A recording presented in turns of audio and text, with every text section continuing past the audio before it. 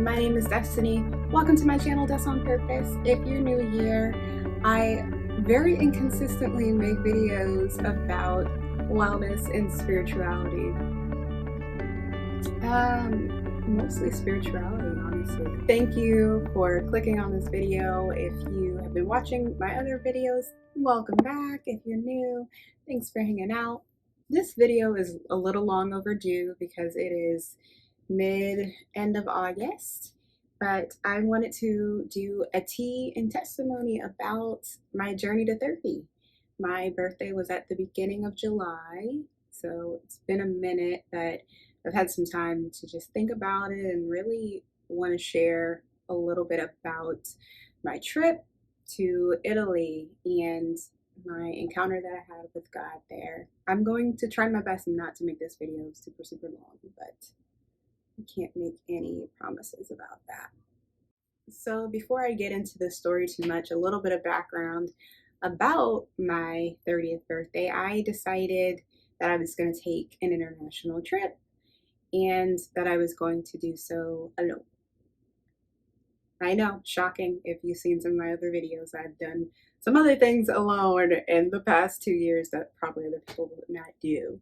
But this is just really the point that I am in my life. Like, I really want to enjoy myself. And I was thoughtful about doing it alone because, one, I didn't want to feel like I had to accommodate other people and what they might want to do or would be able to do. But also, I just realized before 30, and these aside from the past 2 years ish, my life has been dedicated to me, to other people. And not that there's anything wrong with that, but I really haven't included God really at all until much recently in my decision making. And as your girl is single, I thought that it would be appropriate for this to just be an experience for me and with the Lord. I originally wanted to go to Japan for this trip because that is like at the top of my list. I love Asian culture, though maybe we'll get into that for another video. But I was forbidden from going there, so I landed on Italy because they had some really cool tours through the tour company that I went with.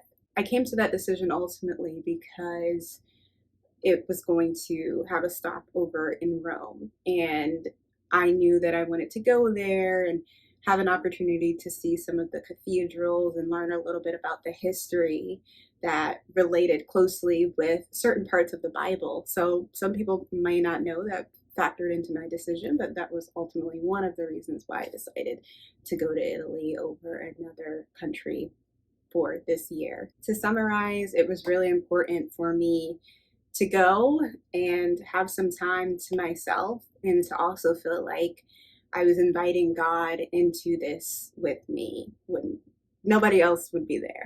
So on my trip, I went to 3 cities in Italy. I started off with Naples. I made it there a day late because of some issues with air travel. So I was stuck in Amsterdam, eventually made it there. Had some amazing pizza, did not add ranch to it because I'm cultured, though I was very tempted if we're being honest. Also got to explore the town a little bit and go see the museum there, which is really popular. It had some cool stuff in there. But I missed the first day of my tour, so I missed a lot of the history about the city, which I was a little bit disappointed about. But the next day, I was finally able to link up with the rest of the trip, the rest of the group, and we went to Pompeii, which was I literally didn't know it was as big as it was. And just really just seeing the town and hearing how they lived then was very intriguing. The next day we transitioned and went to Sorrento, which was my favorite city of the trip. It was very quaint. It was very beautiful, walkable. I had way too much gelato there. It was right by the water, so it was beautiful.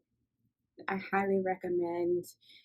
During my time in Sorrento, we had a couple of different excursions and were able to go visit the island of Capri and then also go to the Amalfi Coast instead of dipping my toes in the Mediterranean like I did at Capri, I decided to go and see the Amalfi Cathedral and learn more about the history there. It was definitely some intriguing facts that I learned just about like the paintings and um, how they use religion to really just mind control people. That is a whole nother thing, but it's very, very interesting. I suggest you go when you read more about it.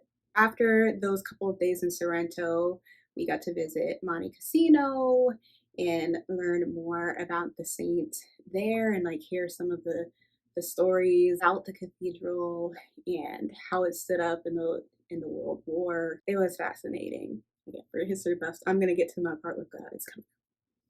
After that, we transitioned to Rome. My birthday was spent in Rome.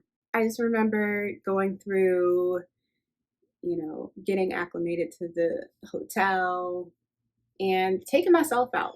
We didn't have anything to do that night, which I was 100% fine with. I really just wanted to spend the time alone and just reflecting. So I went downtown in Rome and had a Roman style meal, and it was really, really good, different but good.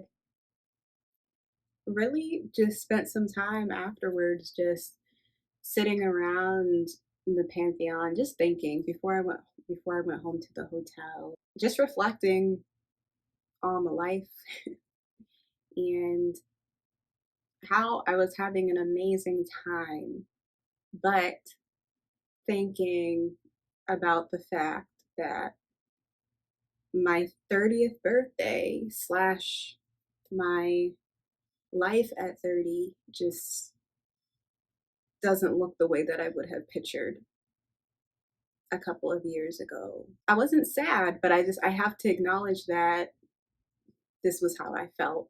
I was having an amazing time, but there were moments in the trip where I felt the aloneness.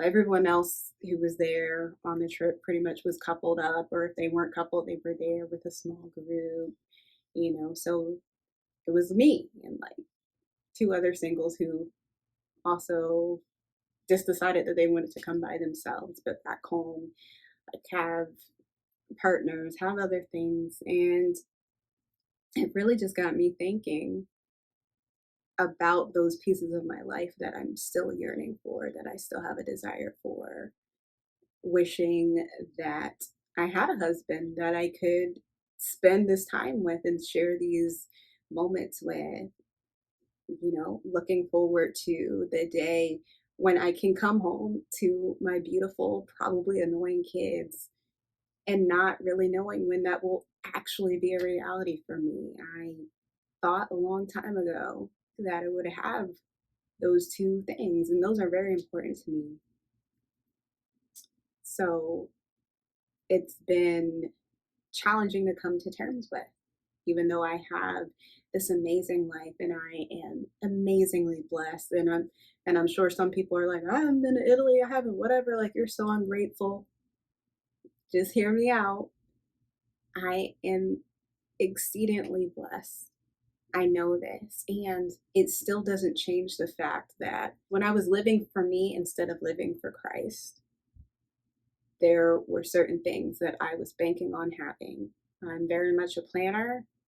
And because of the way that I grew up, because of the things that I've seen in my parents' lives, my family's lives, close friends, I have always been someone who thinks very carefully before I do things. I'm a planner. I'm going to do ABC. And if I do ABC, I'm expecting that I'm going to get D, not H.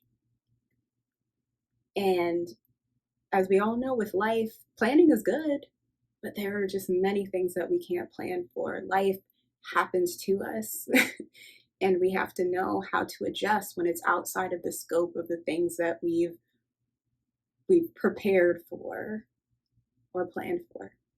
In all truthfulness, that is something that I have to daily surrender to God, because I've been so used to controlling the things that I can't control because of things that I've seen and things that I've had to deal with that were put on me because of things that other people in my life were doing. It's been hard, like letting go of certain things and trusting God to do those things for me, and knowing that if I do my part, eventually it will happen. But eventually is not always settling for someone like me anyway.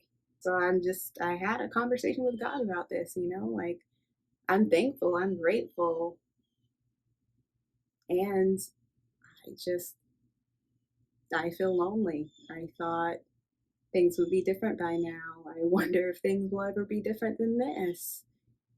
And to add on to that, as much as I made this trip about me and God, it didn't feel like I was any closer to Him in the time that I had spent here. I learned certain things related to Christianity and religion.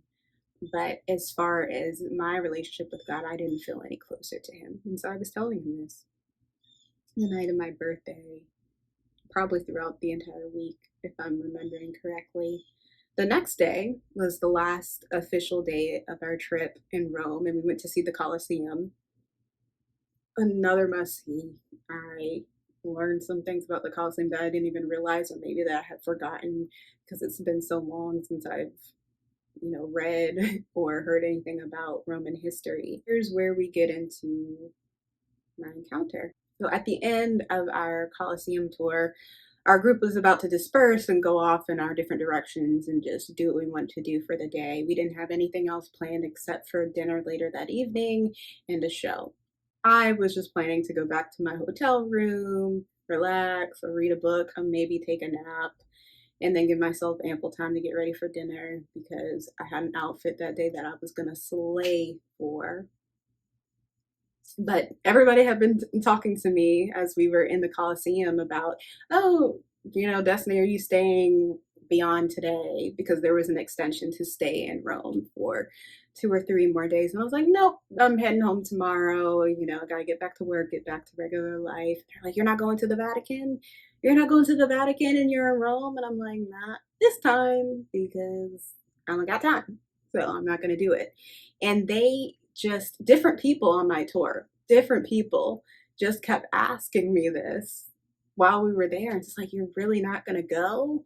And so finally, when we were getting ready to separate, I was talking to my tour guide and he told me, he was just like, I mean, if you want to go, you should go. There's a couple of hours, you have time. And I'm like, okay, David, help me out here then. Like, how would I even get there? So he gives me a map. He shows me how to go on the train, and he helps me find the website to book a tour.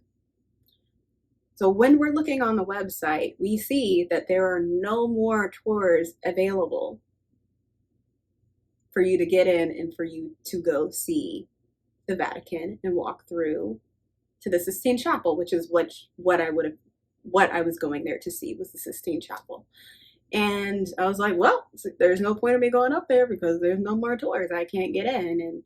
And David tells me, he's like, well, I mean, you could go up there. They sell tours there at the site. So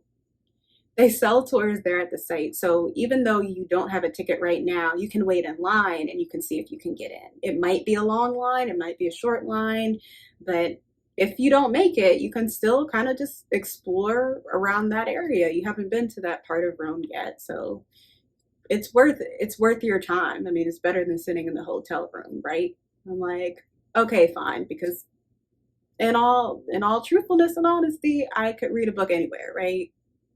I can't see the Vatican anywhere. I can only see it in Rome. So I was like, sure, I'll give it a shot. I'll go up there. I take one of the other solar travelers with me. We take the train, we're headed up there. And as we're walking up to the Vatican, up the street, we literally are walking through a crowd of people, probably everybody who's going to the Vatican. And one guy just locks eyes with me as he's coming in my direction. And he says, hey, are you going to the Vatican? And I'm like, yes, I am. It's this way, right? The way that I'm passing him for. And he was just like, yeah, but come with me. Like, you may not be able to get in that way. And so the other solo traveler, she was like an older woman. She was older than me. She was like a little bit like, what? We're about to trust this guy. And I'm just like, I mean, I don't know. And so he tells me, he was just like, no, I work there. Don't be alarmed. I work there. I can help you get in. And he like shows me a badge. I'm reading it and I'm like, okay, this is safe. This feels safe to me. So he takes me away from the Vatican over to his office. And on the way there, we're talking, and I'm like, yeah, but like I looked on your website and I tried already to book a tour and everything's booked. So I'm going up there so I can wait in the line and see if I can get in. He's like, no, no, no. Like, yes, online it's booked, but a lot of people, they miss their tour or they cancel the last minute. So I can help. Like, I'm going to check and I'm going to see if I can get you in a tour. I know what it says, but just trust me. I'm like, okay. We go to the office, he looks everything up, and sure enough, there's some time in the afternoon to go and get a tour of the Vatican. Now I tell him, I'm just like, I only have X amount of time because we have to get back on the metro and we have to go back so that we can get ready for dinner. We have something else to do. And he's like, okay, so you can do the 2:31. At this time it's like 1:30 or something. And it has to be self-guided, because if it's guided, they're going to walk you all the way through the museum and it's going to take forever. If you want to get to the Sistine Chapel, you're going to probably have to hurry up so that you can leave and go and do what you need to do for the rest of the day. I'm like, okay, cool. So he gives us the ticket. We go up to St. Peter's, and we thought we were going to be able to go inside and look, but we couldn't because that line was super long. So we decided to just take pictures outside and have the walk, have some more gelato, and then we went back down and got ready for our tour, our self-guided tour. So we go back in, they get us into the Vatican. It takes a little bit longer than we're anticipating. So now we're like really crunched for time at this point. So me and this lady, we're like flying through everything in this museum. The museum is very, very long, by the way. And it's beautiful. Like, there are so many other artists that contributed to the artwork in the Vatican, and they have all these different types of displays. So like, I'm just trying to walk through and like look and take in like as much as I can, with the goal of just getting to the Sistine Chapel, because I've got limited time and I need to hurry up. So let me just go and do this. I told myself, like, if I get to the end and I'll see the Sistine Chapel, then when we come back, we can spend a little bit of time looking at some of the things. That was the goal, at least. So we sift through the museum, we get to the end, and right before we go in, they're like, no pictures, no videos, and cover yourself up, for the women, of course. So I put my scarf on my shoulders so I didn't tempt anyone with my bare skin, I guess.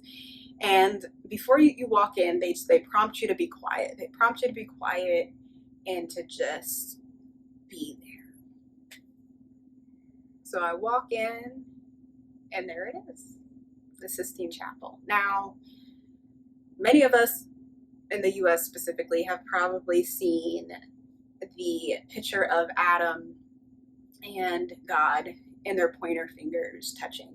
Like, that is the image that I previously thought about when I thought about the Sistine Chapel. So when I went in, that's what I was looking for, with the understanding that I know that there's a lot of other things going on in there, but like, that's the main thing. That's the thing that I need to look for. So I go in and I'm looking up on the fresco and up on the walls, and I find it.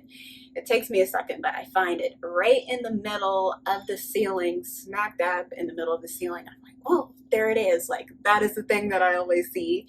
That's really cool. And as I'm looking, I have this moment where I start to realize, like, this is a really small piece of this picture. It was beautiful, but it was a very small piece. And so after I'm done looking at that, my vision starts to see everything else that is there. And I start feeling overwhelmed because it's so much. In my mind, I was going for the Sistine Chapel and I just want to see God and Adam, and all the other stuff is all the other stuff, but all of it, it's all encompassing. All of it is the Sistine Chapel.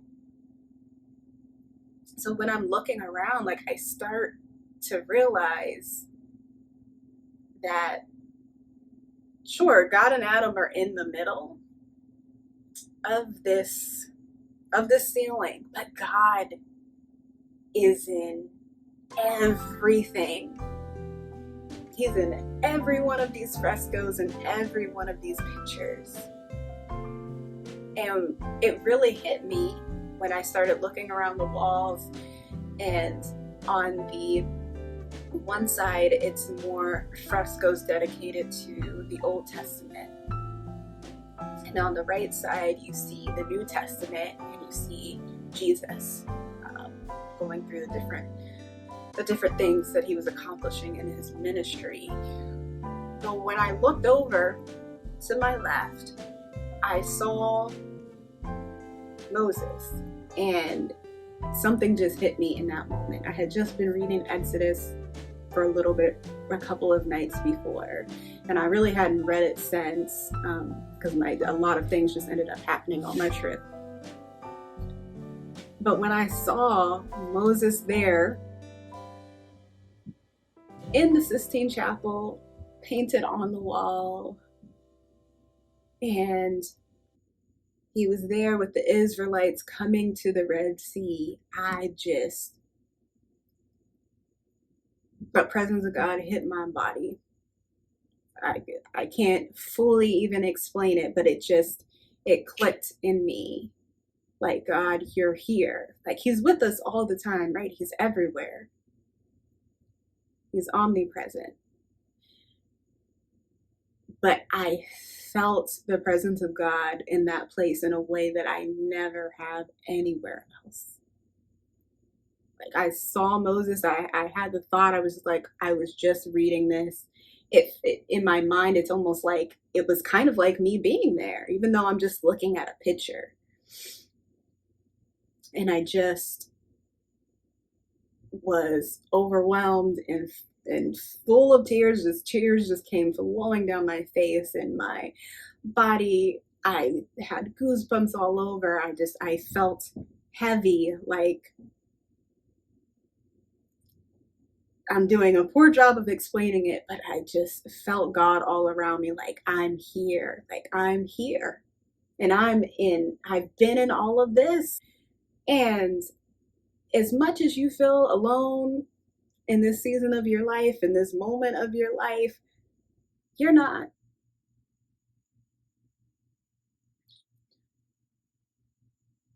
It's almost like he was saying, I've been here since the beginning of time. I've been in every moment in this Bible that you've been reading, in every moment in history. I've had a hand in it somehow, and I have a hand in your life right now. I wasn't even going to go to the Vatican, y'all. It wasn't on my itinerary. And one of the reasons I decided to go on a group tour is because they planned it all out. All I had to do was show up, pay my money, of course, but all I had to do was pay and show up. And that's what I did. I paid and I showed up. This is the one thing on my trip that I went out of my way to do last minute, unplanned. Didn't think I was actually going to make it in there to see anything. And it all worked out. And why? Because God had his hand in that. God had his hand in that. He wanted me there, and he wanted me there as a reminder that you don't have to plan everything. You can't plan everything. My plans trump your plans. I know you may be frustrated with yourself, even frustrated with me, but I know what's best for you, and I'm with you, and I'm with you everywhere. I'm going to be with you when you leave this Sistine Chapel. I'm going to be with you when you finally get the things that you've been waiting for.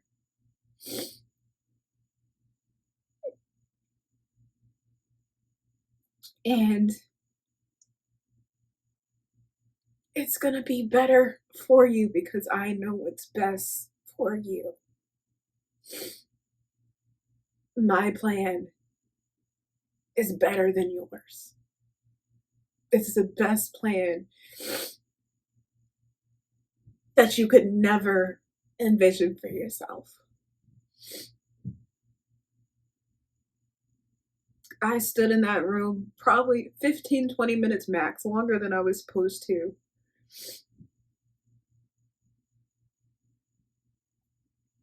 Because I just didn't want to leave. Like, it's the closest to God that I've ever felt. And I know He's here even now. But He showed up for me in a way that I wasn't expecting in Italy. And as hard as the wait can be for some things to pass, I know that He shows up with me daily, and He is going to show up for the other things that are yet to come. Like, I left that room in the Vatican, I left the Sistine Chapel, and I didn't even want to see anything else that was in that building anymore. That place is anointed, and I felt different leaving it. Now, the one thing I wasn't planning on doing became the highlight of my trip. And I think that's one of the things that I am trying to be mindful of now that I'm back home, now that I'm seeping into work and everyday life. And again, having some of my plans, right? My routines, which is fine. But there are some things that God is going to plan for me and is going to knock my socks off when I'm least expecting it. I wanted to share this story, I guess, for two main reasons. The first being that was a life-changing moment for me. And two, to remind somebody out there that you are exactly where you're supposed to be right now. I think I'll speak for myself. I had a moment on the trip and just throughout life in general where it's like, I should have did this, I should have did that. If I was more this way, more that way, then this would be this way. I am exactly where I'm supposed to be. Mistakes and all. Good, bad decisions and all. And I'm going to get where I need to be at the end of this life before I pass on into eternity with our Father. And I just want to make the most of the time that I do have. If you're one of those people who question God, who question Jesus, question Holy Spirit, the Bible, all of that, I just want to encourage you